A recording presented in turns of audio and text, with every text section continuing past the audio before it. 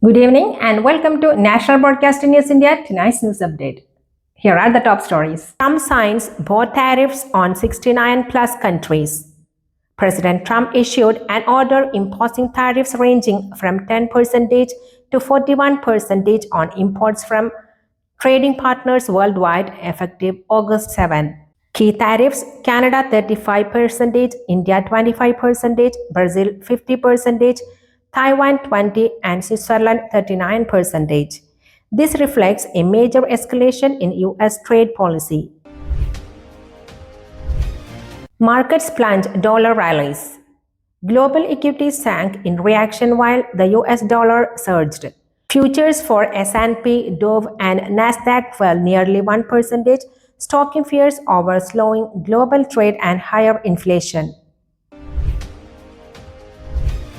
Court to review Trump's emergency tariff power.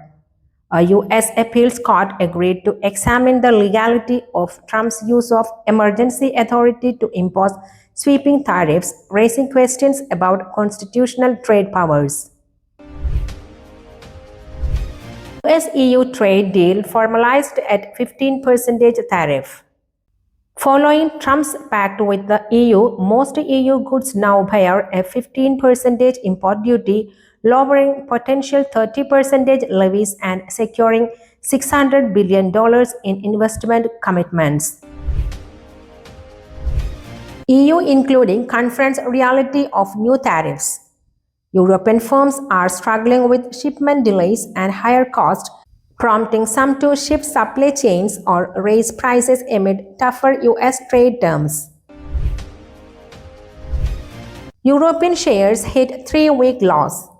The Stoxx 600 index dropped about 1% as firms across sectors reassessed exposure following Trump's tariff escalation. US imposes 15% tariff on EU wine and spirits. As of August 1st, beverages imported from Europe to the US now incur a 15% duty under the new trade agreement. Bank of Japan sounds trade alarm. The BOJ warned that US tariffs may dent Japanese corporate profits, especially for automakers, and derail planned capital expenditure. Rising uncertainty could also weigh on wage growth. Japanese factory output drops in July. PMI data revealed contraction in Japan's manufacturing sector, signaling export weakness and reduced industrial demand. GDP likely to grow mildly in Q2. Despite trade headwinds, Japan is expected to register modest economic expansion for April-June, supported by consumer spending recovery. Nippon Steel forecasts full-year loss. The steel giant anticipates a 40 billion yen loss this fiscal year, driven by integration cost and weakening demand. Japan to raise minimum wage by 6%. A new government recommendation aims to lift the national minimum wage to 1,118 per hour yen, the largest increase in over 2 decades. UK growth set to outpace, but inflation remains high. According to the OECD, the UK is expected to lead the G7 in economic growth in 2025, although inflation is forecast to average 2.7%, the highest among peer nations.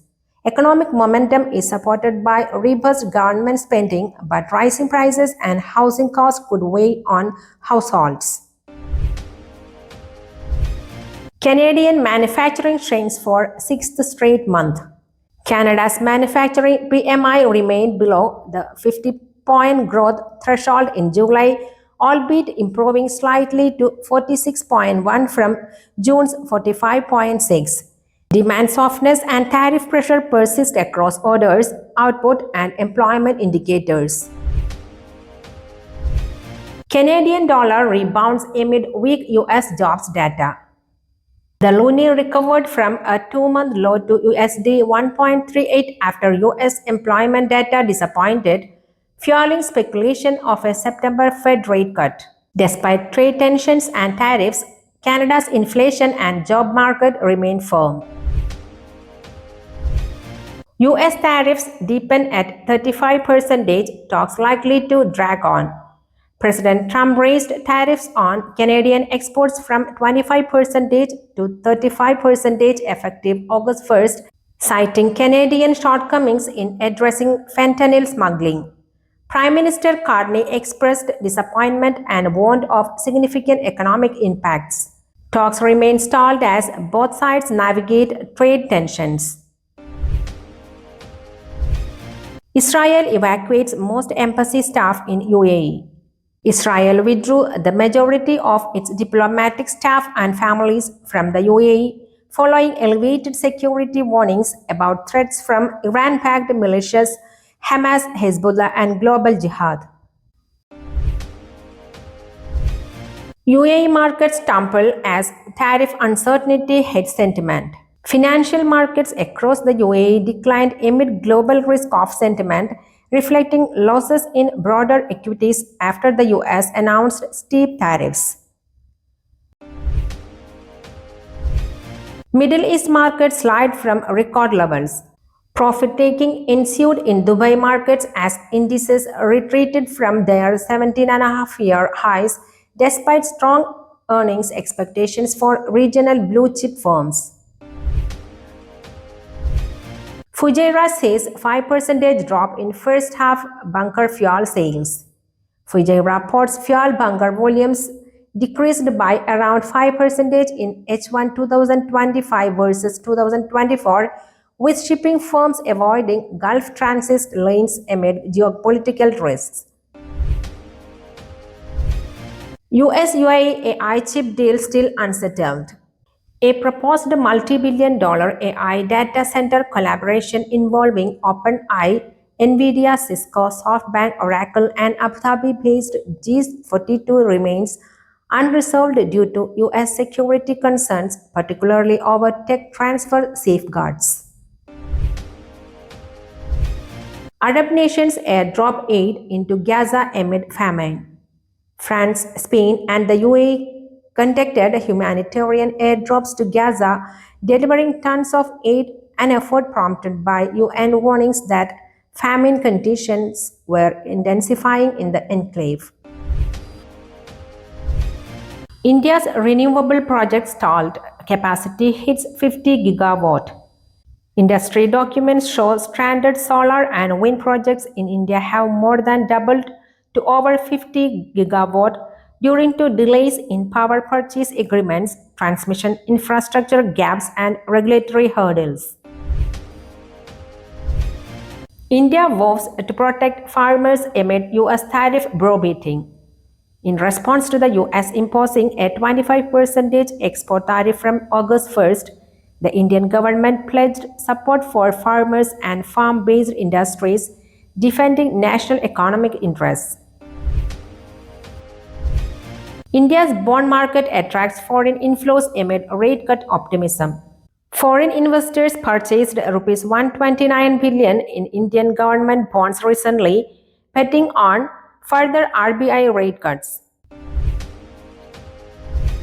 AKG Center controversy. Governor seeks VC report over encroachment. A Revenue Department RTI has revealed that the AKG Center in Thiruvananthapuram is on government land without proper allotment. The governor has instructed the Kerala University VC to investigate as political tensions rise. Film industry spotlight, NLS film market and policy debates. At the 71st National Film Awards, Malayalam icons Urvashi and Vijay Raghavan won Best Supporting Actor, while the Kerala story secured Best Direction and Cinematography. The Chief Minister criticized the recognition as divisive. Kerala Film Policy Conclave kicks off to reform industry practices. Starting August 2nd, Kerala's Film Policy Conclave meets in Thiruvananthapuram with stakeholders to draft a comprehensive state film policy, especially addressing women's safety and industry reforms. Siraj and Krishna lead India's seam attack into contention.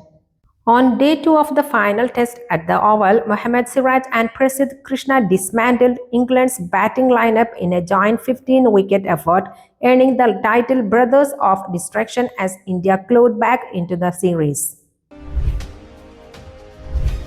Vokes ruled out a final test with shoulder injury. England's Chris Vokes sustained a left shoulder injury while fielding and will miss the remainder of the fifth test, a blow to England's attack as they lead the series 2-1. Siraj's light-hearted jab at Bumrah shows team solidarity. After his 5-wicket haul, Siraj joked with teammate Bumrah, "Why are you leaving? Whom would I hug after 5 wickets?" underscoring camaraderie among India's fast bowling unit.